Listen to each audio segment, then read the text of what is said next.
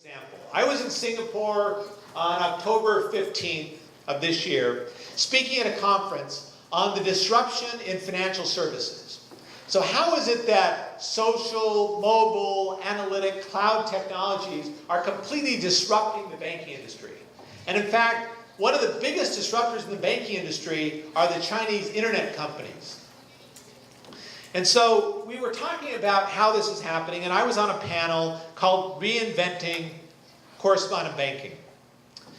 And before the conference started, the moderator of the panel asked every one of the panel members, would you please describe in one word what reinventing correspondent banking means to you?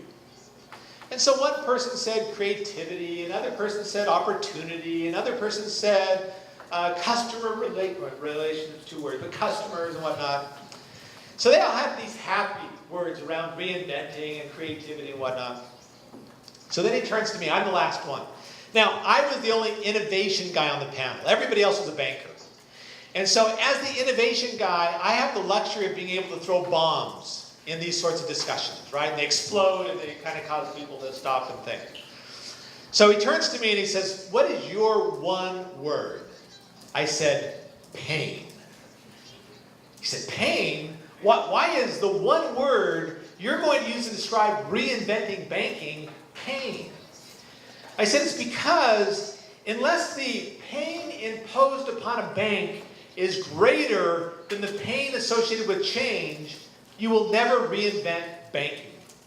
That none of these banks want to fundamentally reinvent themselves because reinventing yourself is a painful process. It creates tension. And so they will only reinvent themselves if others impose pain on them that is so great, that is greater than the pain that they would have within their organization.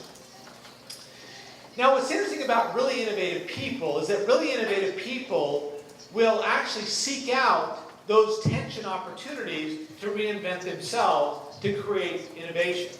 And the reason for this is that us as human beings, we have a strong innate desire to be creative. We want to create things. We want to make the world a better place. And so to do that, we will seek out these types of opportunities. Now, innovation is not a linear process. When we think about innovation, first of all, we have to define what it is. My definition of innovation is it is value creating novelty. And when I say value, if someone's not willing to pay for what you've invented, it's not an innovation. It's a novel invention, but it's not an innovation. To cross the threshold from being merely an invention to being an innovation, it has to be used by people. It has to become part of their lives to make their lives better. It has to create value.